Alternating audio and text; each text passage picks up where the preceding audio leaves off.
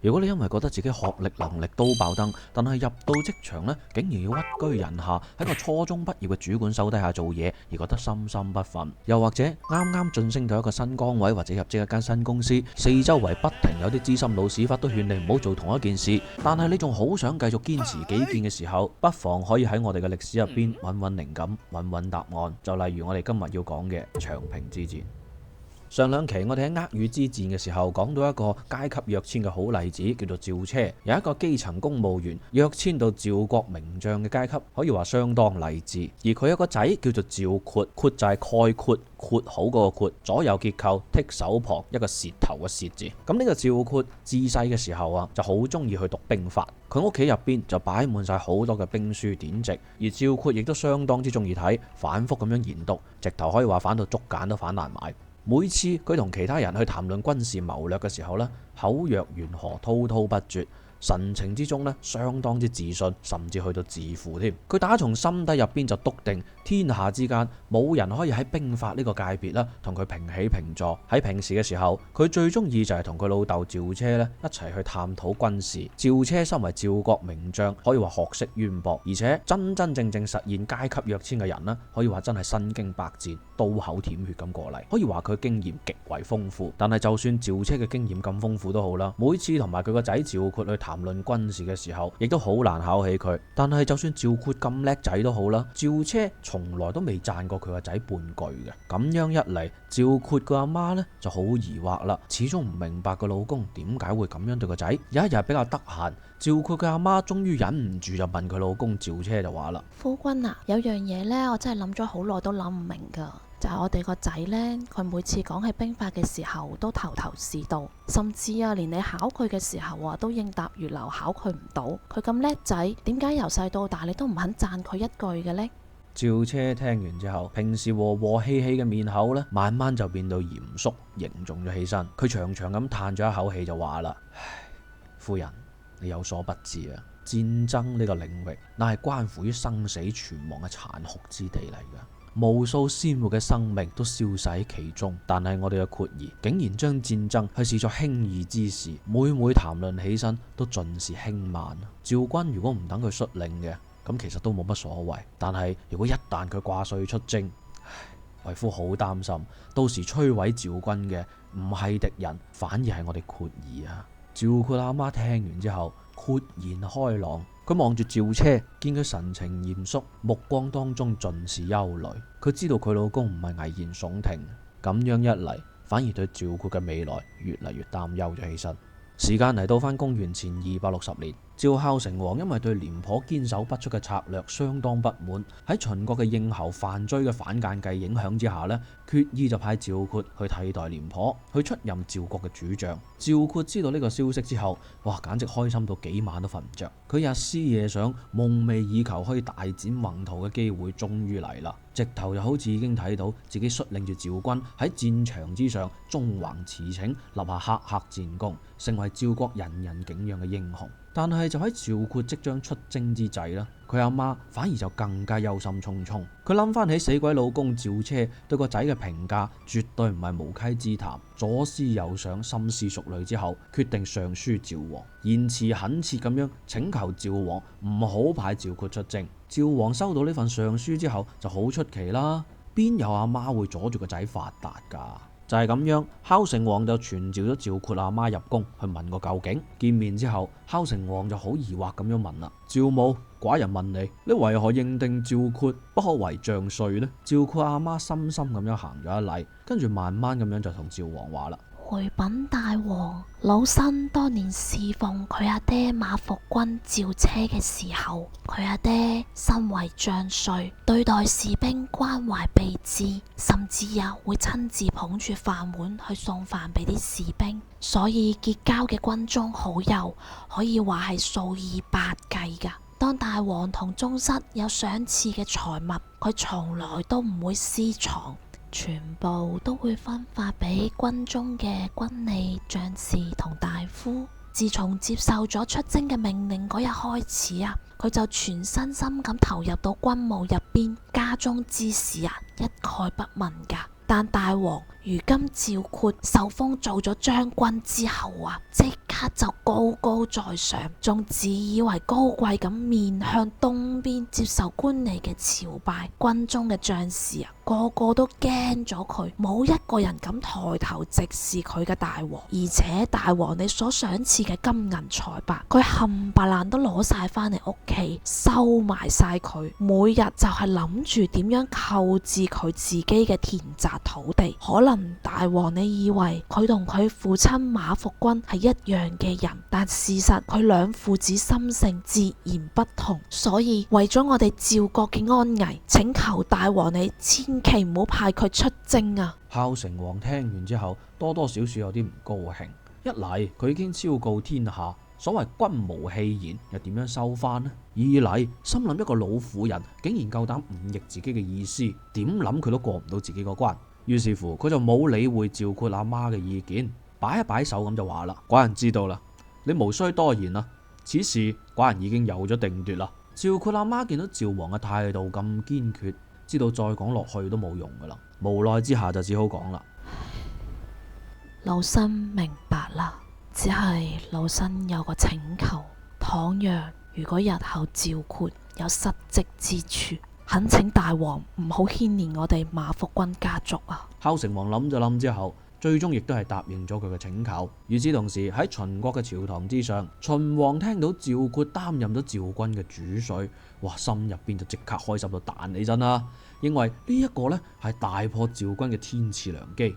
於是佢就秘密咁樣做出安排，就派遣武安君白起擔任秦國嘅上將，然之後命令黃闔作為副將，並且喺秦軍當中就頒發咗一條嚴苛嘅軍令，就話啦：如果有人泄露武安君為將嘅消息呢，一律處斬。因為秦王知道趙括雖然紙上談兵厲害，但係如果得知到白起掛帥嘅話呢，極有可能心生畏懼，選擇撤退嘅。而秦國喺呢個時候係一定唔會允許趙國脫離戰場，必須要喺呢一戰當中給予趙國一個致命一擊。講翻趙括呢邊嚇，佢滿懷壯志咁樣嚟到咗趙軍軍營當中，一到軍營佢就迫不及待咁樣將原有嘅軍事部署同埋軍中嘅規矩完全推翻更改，又大肆更換軍中嘅官吏，試圖按照自己心入邊嘅完美設想去打造一支戰無不勝嘅無敵之師。好明顯喺呢一刻，趙括佢個心入邊呢，淨係諗住點樣可以建立不世之功。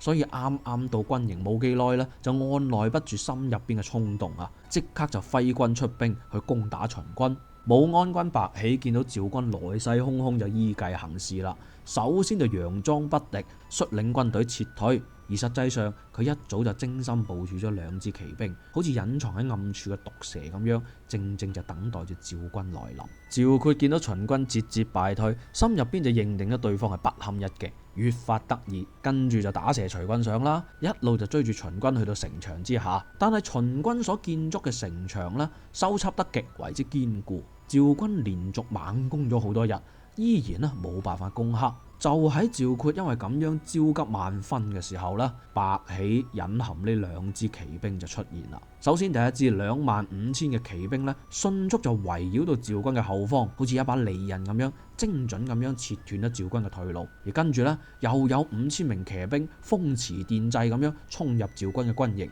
將趙軍分割成兩部分。而同時趙軍嘅糧道亦都被徹底咁樣切斷咗，身陷包圍，糧道被切，趙軍即刻就陷入咗絕境，個個士兵可以話人心惶惶，成支趙軍嘅部隊入邊亦都彌漫住一股絕望氣息。呢個時候趙括先至如夢初醒，終於意識得到局勢嘅嚴峻係超乎想象。佢即刻就組織軍隊，係咁發起突圍行動，但係一切都係徒勞嘅，全部都失敗告終。無奈之下，佢就只可以效法廉頗，下令收足壁壘，堅守營地，希望咁樣可以拖延時間，等到趙國嘅救援啊！呢個時候佢嘅趙國大軍已經俾人分咗幾嚿，而且糧道已斷，整體嘅局面遠遠比佢想象嘅仲要差。其實之前廉頗作為統領嘅時候呢，任何時候出征第一要務呢，都係要用重兵去保護糧道嘅。但係趙括之前一心就諗住擊破秦軍之後，糧草自然會會有，根本就睇唔起廉頗嗰種守舊保守嘅做法。但係而家睇嚟啦，佢嘅如意算盤可以話徹底落空。睇翻佢細個嘅時候，同佢老豆辯論同埋做鋼精嘅過程當中，趙括經常就憑借住嗰啲望落好似氣壯山河嘅言論贏咗佢老豆，但係真真正正去到戰場上邊先發現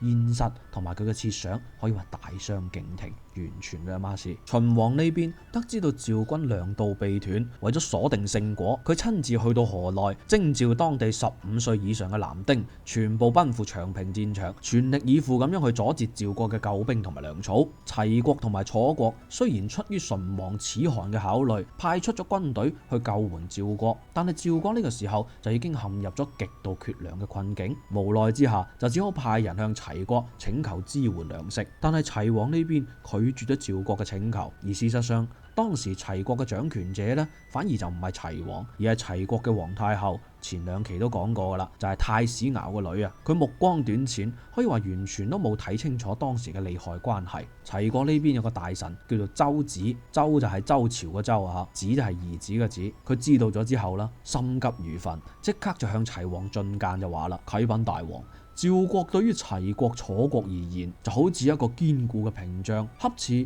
嘴唇同埋牙齒嘅關係。唇亡則齒寒啊！大王，倘若趙國今日滅亡，明日災禍一定會降臨到齊國同埋楚國，所以如今救援趙國可以話刻不容緩。而家嘅形勢就已經好似攞住漏水嘅缸瓦去幫已經燒乾咗嘅鑊去加水咁樣噶啦。可以話真係10萬火急啊！況且救援趙國乃係高尚嘅義舉，如果成功擊退秦軍，更可以彰顯我哋齊國嘅威名添。以義舉拯救即將滅亡嘅國家，憑借住威勢去擊退強大嘅秦國，即刻就可以揚名天下噶啦。如果咁樣都唔去做，反而仲喺度錫住嗰啲糧食，咁樣實在唔係為國家長遠考慮嘅明智之舉啊！大王，周子確實係講得好有道理，但係齊王固執己見，亦都唔願意聽佢勸告，依然係拒絕咗支援趙國。唉，所以難怪後來啦，大詩人杜牧亦都曾經感嘆就話：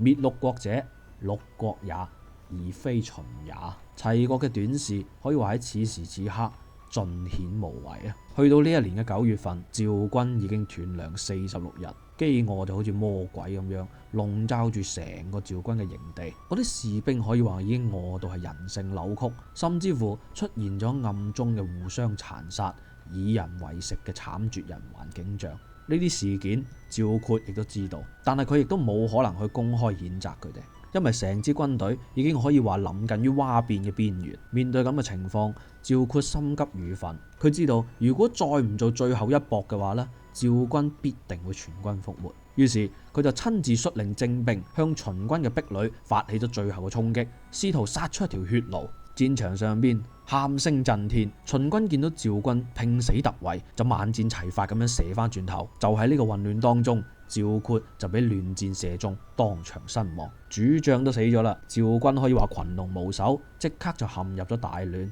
40萬士兵最終全部投降。武安君白起望住投降嘅趙軍，心入邊一啲啲勝利嘅喜悅都冇，因為而家秦國雖然佔領咗上黨，但係上黨百姓嘅內心呢係唔願意歸附秦國，而係一心向住趙國嘅。呢啲趙國嘅士兵反覆無常，如果唔全部殺晒嘅話，如果日後引發起叛亂，對秦國嚟講簡直就係後患無窮。於是白起心生一計，採用欺詐嘅手段，將40萬嘅趙軍全部活埋，就只係留低翻240名年幼嘅軍士，係放佢翻趙國。呢一場慘烈嘅戰役，秦軍前後斬殺同埋俘虜嘅趙軍一共45萬人。趙國上下得知到呢個消息之後，可以話舉國震驚，沉浸喺一片哀痛之中。去到公元前259年嘅10月份，武安君白起就將秦軍兵分3路，再派黃闔去攻打趙國嘅武安同埋疲勞呢2個地方。黃闔率領軍隊呢相當之勇猛，好快呢就將呢2座城池攻克咗。而另外一路呢，就係由司馬耿，耿呢就係木字旁一個庚字啊，去率領軍隊向北平定太原。自此之後，秦國就徹底咁樣佔領咗上黨地區。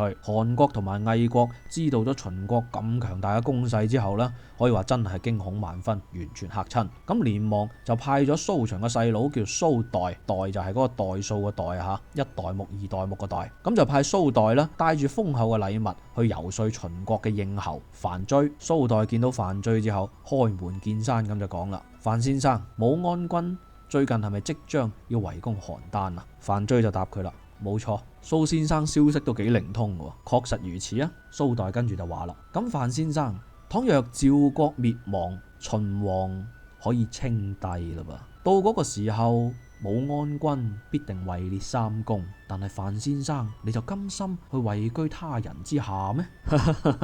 不過就算你心入邊唔願意都好啦。恐怕到時候亦都身不由己咯。秦國曾經攻打韓國，圍攻營丘，圍困上黨，但係上黨嘅百姓反而願意轉投趙國。由此可見，天下人唔願意做秦國嘅百姓，可以話由來已久噶啦噃。如今倘若趙國滅亡，趙國北部嘅土地就將落入燕國之手，東部嘅土地就會俾齊國佔領，南部就會分歸俾韓國同埋魏國所有。咁樣一嚟，你哋可以得到嘅百姓其實冇幾多啫。與其係咁，倒不如依家就要趙國割地求和就算啦。咁樣一嚟就唔使俾武安君再立大功啊嘛。